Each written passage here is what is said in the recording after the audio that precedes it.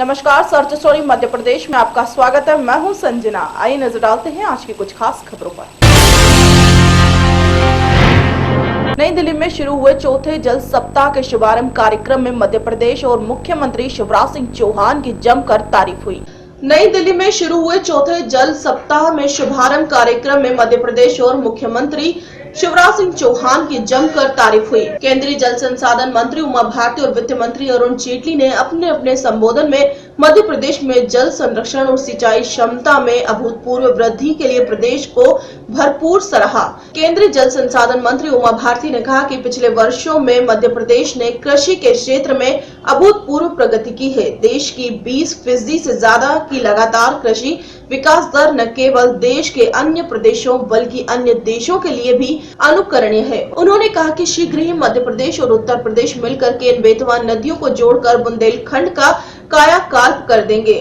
वहीं उमा भारती ने भी कहा कि मुख्यमंत्री शिवराज सिंह चौहान बेहतर मुख्यमंत्री प्रमाणित हुए हैं। उल्लेखनीय कि केंद्रीय जल संसाधन मंत्रालय द्वारा वर्ष 2012 से भारतीय जल संसाधन का आयोजन किया जा रहा है। इस वर्ष जल सप्ताह की theme water for all striving together है। कृषि, पर्यावरण, वन और जलवायु परिवर्तन, ग्रामीण विकास, सौर शहरी विकास, पेयजल आपूर्ति और स्वच्छता, ऊर्जा आदि मंत्रालय तथा नीति आयोग के सहयोग से आयोजित जल सप्ताह के दौरान विभिन्न संबंधित विषय पर चर्चा होगी। इसमें कृषि और सिंचाई, ऊर्जा उत्पादन और मांग प्रबंधन, ग्रामीण और शहरी क्षेत्रों में जल आपूर्ति, रिसाइकलिंग और जल की गुणवत्ता आदि शामिल हैं। So these are the issues: the climate change, incentivizing agro industry for value addition, river siltation, interlinking of rivers, and I can proudly announce that the first interlinking rivers in this country is going to take place, which is between Madhya Pradesh and Uttar Pradesh. I am from Uttar Pradesh and Honorable Chief Minister is from Madhya Pradesh. Become the teacher not only to this country but to the neighboring countries and to many countries how you can achieve an agriculture growth with the support of water. That is the wonder he did, and I really salute him. And I always say that he proved that he is the better chief minister than me, than I was. And one of the bases on which Madhya Pradesh did was, it created a network of roads,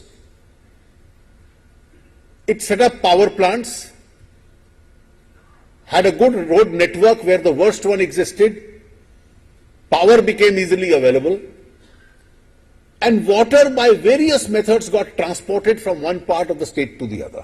So dry regions like the Malwa region now have the benefit of water. They are experimenting this otherwise.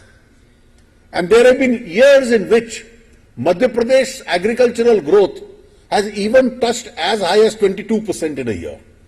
Now 22% growth in agriculture in a year. Now last year was substantially a drought year. There was also hailstorm which adversely impacted the crop. But the effect of that has been that notwithstanding all these factors, the year which has ended on 31st of March this year, Madhya Pradesh will still register a significant growth in agriculture because of this infrastructure of irrigation they have created. Bhopal से संजना प्रियानी की report. उच्च एवं तकनीकी शिक्षा मंत्री उमाशंकर गुप्ता ने ward 47 स्थित पंचशील नगर में सामुदायिक भवन का भूमि पूजन किया। गुप्ता ने कहा कि भवन का निर्माण समय सीमा में करें। उच्च एवं तकनीकी शिक्षा मंत्री उमाशंकर गुप्ता ने वार्ड 47 स्थित पंचशील नगर में सामुदायिक भवन का भूमि पूजन किया। गुप्ता ने कहा कि भवन का निर्माण समय सीमा में करे। सांसद आलोक संजर ने सामुदायिक भवन के लिए सांसद निधि से 40 लाख रुपए स्वीकृत किए हैं।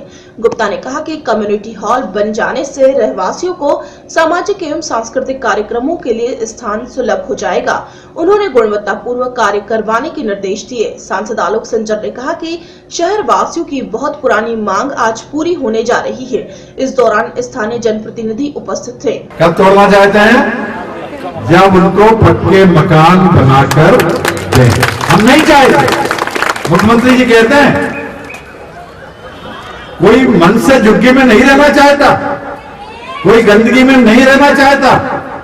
हम चाहते हैं कि वो दिन आए और हमारे प्रधानमंत्री जी ने घोषणा की है सन 2022 तक हिंदुस्तान का कोई गरीब ऐसा नहीं होगा जिसके पास मकान है। भोपाल से राजेंद्र सिंह जादौन की रिपोर्ट। मुख्य सचिव एंटोनी डिसा ने जयप्रकाश जिला अस्पताल परिसर में आनुवांशिक स्वास्थ्य समस्या डाउन सिंड्रोम से प्रभावित बच्चों के लिए शिविर का शुभारंभ किया। मुख्य सचिव एंटोनी डिसा ने जयप्रकाश जिला अस्पताल परिसर में आनुवांशिक स्वास्थ्य समस्या डाउन सिंड्रोम से प्रभावित बच्चों के लिए शिविर का शुभारंभ किया। डाउन सिंड्रोम सप्ताह में आगामी 9 अप्रैल तक प्रभावित बच्चों को पहचान कर उन्हें निःशुल्क उपचार और स्वास्थ्य संबंधी अन्य आवश्यक परामर्श दिया जाएगा। मुख्य सचिव एंटोनी डिसा ने कहा कि ऐसे शिविर हर जिले में लगाए जाएंगे। मुख्य सचिव एंटोनी डिसा ने कहा कि डाउन सिंड्रोम से प्रभावित बच्चों को किसी दया की नहीं बल्कि प्रत्यक्ष सहयोग की जरूरत है।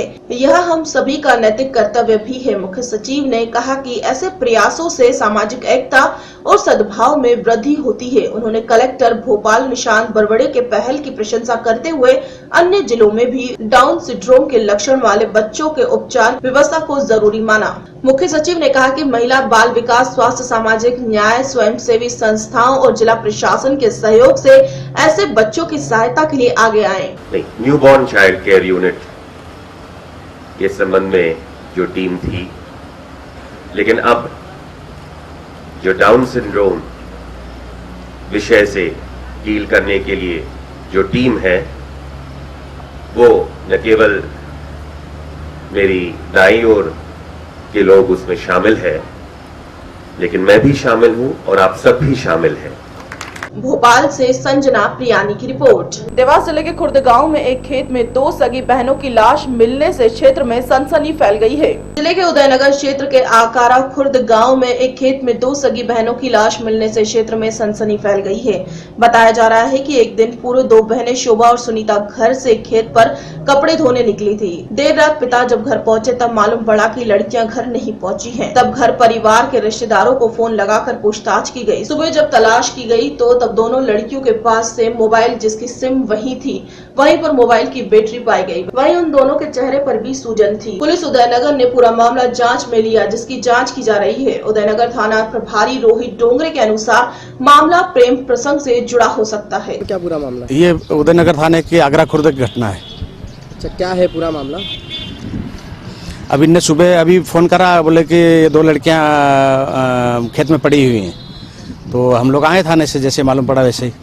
क्या स्थिति? तो एक लड़की जो शॉप के खेत में पड़ी थी और एक 50 फीट की दूरी पे सड़क उस तरफ पड़ी थी। क्या दोनों नाबालिग हैं? दोनों नाबालिग है। दोनों, एक 12वीं में पढ़ती है और एक 11वीं में। दोनों सगी बहन है। सगी बहन है। जी हाँ। क्या लगता है, किस तरह की आशंका लग रही है आपको? अब ये तो प्रथम दृष्टि में पुलिस को क्या लगा? अब ये तो पाइजन की बाटल पड़ी है दवाई की पास में। कौन सी हाँ, दवाई? कोई घास मारने वाली। हाँ। अभी आप कहाँ पर है? मैं थाना कोतवाल अपने उदयनगर। अभी आप कहाँ पर है? अभी बागली अस्पताल मर्चुरी रूम में। मर्चुरी रूम में। जी हाँ। आपका नाम और पद?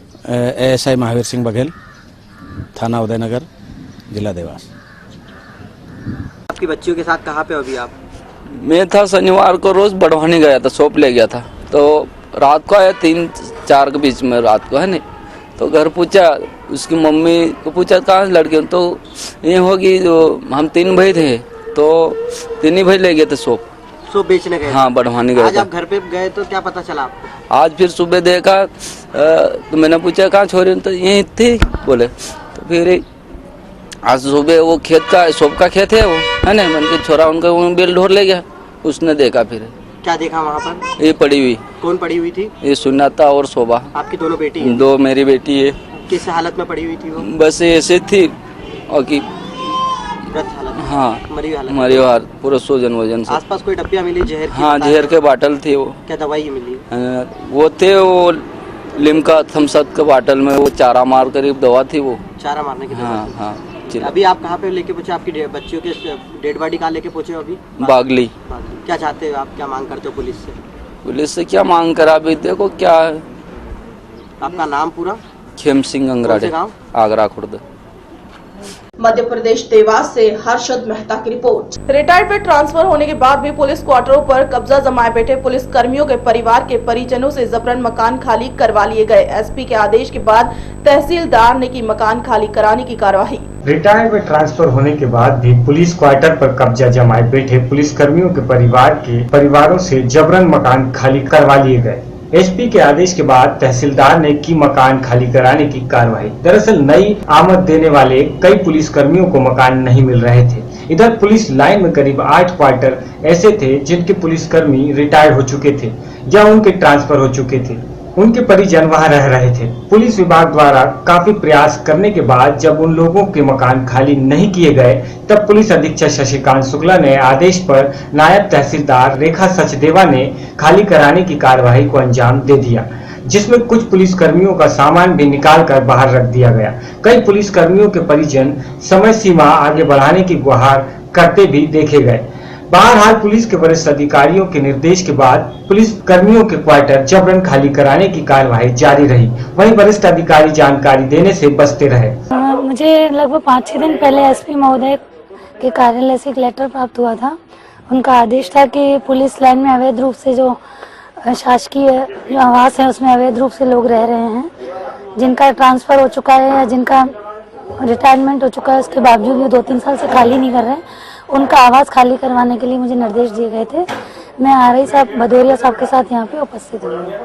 कितने मकानों से जो है सामान बाहर निकाला गया है? टोटल 8 मकान है जिनको खाली करवाया जाना है। अभी मेरी जो कार्रवाई चल रही है इसमें 3 मकान है जिनमें खाली करवाने का काम चल रहा है।